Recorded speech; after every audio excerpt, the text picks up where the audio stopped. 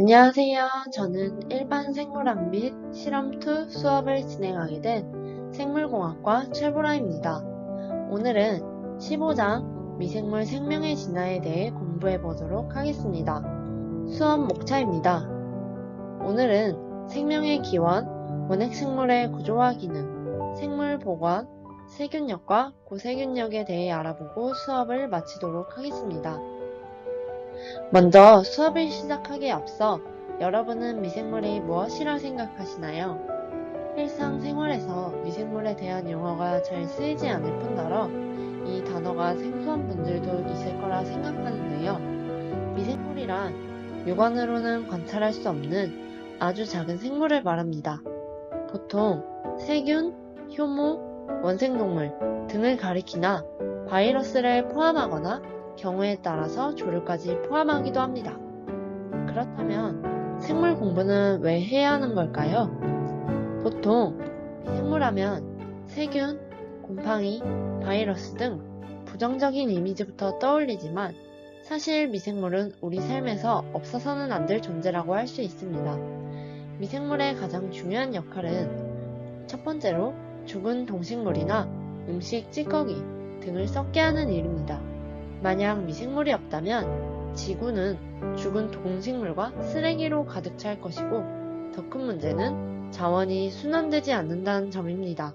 미생물이 분해한 동식물의 사체가 흙과 섞이면 식물은 그것을 양분으로 삼아 자라고 그 식물은 초식동물의 먹이가 되며 초식동물은 육식동물의 먹이가 됩니다.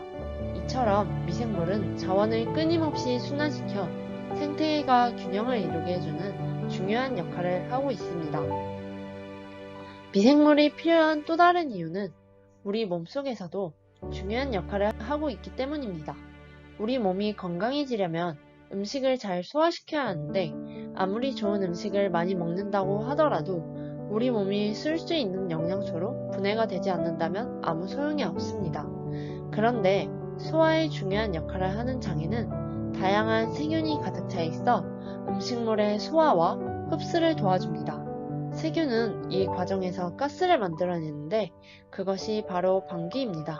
게다가 세균이 아니면 만들 수 없는 비타민을 합성하기도 합니다. 이렇게 생물이 중요한 이유에 대해 간단히 설명했는데요. 본격적으로 수업을 나가보도록 하겠습니다. 먼저 생명의 기원과 4단계 가설에 대해 알아보도록 하겠습니다.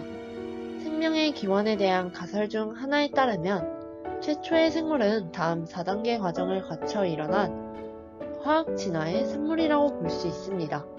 첫 번째로 생명력이 없고 생물적이지 않은 발생 최초 형태의 화합물인 무기 화합물로부터 유기 단량체들이 만들어졌습니다.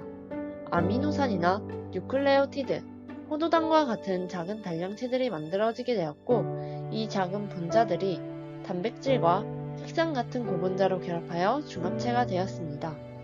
또 이 과정에서 고분자 물질인 인지질이 만들어지면서 세포막이 형성되어 세포 외부와 내부를 구별할 수 있는 전세포가 형성된 것이 세 번째 과정입니다. 네 번째 자가복제 분자는 유전을 가능하게 만드는 DNA와 RNA가 여기에 포함된다고 볼 수 있습니다. 그럼 다음으로 원핵생물에 대해 알아보도록 하겠습니다. 원핵생물은 지구에서 20억 년 동안 혼자 살면서 진화해 왔습니다. 이들은 변하고 있는 지구에 적응하며 번성하였고 그 다음에는 지구가 변화되게 도왔습니다. 원핵생물은 지구 어디에나 있으며 세균이라고 볼 수 있습니다.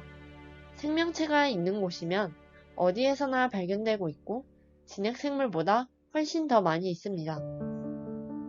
원핵생물은 진핵생물이 살 수 없는 곳에서도 살 수 있으며 진핵생물에게는 너무 춥거나 덥거나 염분이 많거나 산성이거나 염기성인 그런 서식지에서도 잘 번성한다고 볼 수 있습니다. 또 일부 원핵생물 중 심각한 질병을 일으키기도 하지만 일부 원핵생물은 매우 유익한 자원이나 물질들을 제공해줍니다.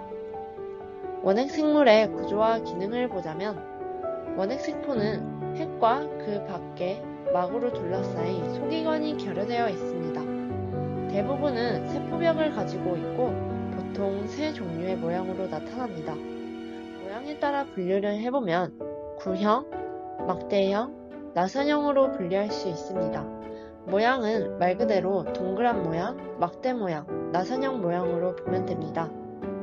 다음은 생물 복원에 대해 알아보도록 하겠습니다.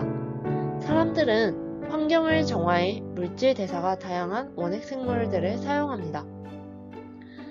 사람은 이 원핵 생물을 사용하여 생물 복원이라는 과정을 통해 물, 공기, 토양에서 오염물질을 제거하는데요. 생물 복원의 예는 아래 그림을 보시면 폐수 처리를 하는데 원핵 생물 분해자를 이용하는 것입니다. 유입된 하수를 고물망과 분쇄기를 통과시키고 고형물은 가라앉혀 폐수로부터 분리합니다. 그 다음 슬러지라고 불리는 이런 고형물에 세균과 고세균이 들어있는 혐기성 원핵 생물의 배양제를 천천히 집어넣습니다. 미생물은 슬러지에 있는 유기물을 매립하거나 비료로 사용할 수 있게 분해해줍니다. 폐수는 암석 위에 살포되고 천천히 돌아가는 긴 수평 막대로 이루어진 살수 여과기를 통과하게 됩니다. 다음은 생물의 주된 영역입니다. 생물의 주된 영역은 3영역으로 나누지만 원핵 생물 영역을 나누라 하면 세균과 고세균 영역으로 나눌 수 있습니다. 고세균에 대해 간단히 설명하자면 고세균은 다른 생물들이 거의 살 수 없는 장소를 포함해 여러 서식지에서 풍부한데요. 고세균의 한 그룹인 극호혈성 세균은 매우 뜨거운 물에서 살아가고 어떤 고세균은 뜨거운 물을 뿜어내는 깊은 바다의 분출구에서도 거주하며 살아갑니다.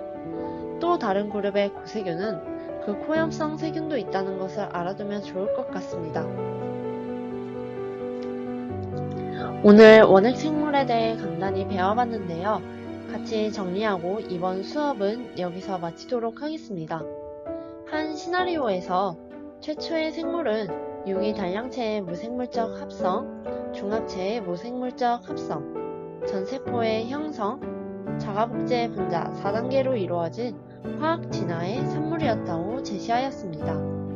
원핵 생물의 구조와 기능에서는 핵과 그 밖의 막으로 둘러싸인 소기관으로 결여되어 있으며 대부분 세포벽을 가지고 있습니다. 원핵 생물은 보통 세 종류의 모양으로 구형, 막대형, 나선형을 나타냅니다. 생물의 복원에서는 원핵 생물은 생태계의 생물학적 성분과 물리학적 성분 사이에 화학물질을 순환할 수 있게 도와줍니다. 원핵 생물의 계통은 세균력과 고세균력을 포함하며 많은 고세균은 다른 생명의 형태는 살 수 없는 조건, 즉 고온이나 고농도의 염과 같은 환경에서도 살 수 있는 극한 미생물입니다. 그럼 오늘 수업은 여기서 마치도록 하겠습니다. 뒤에 문제 풀어보기가 있으니 한번 풀어보시고 답 맞춰보시길 바랍니다.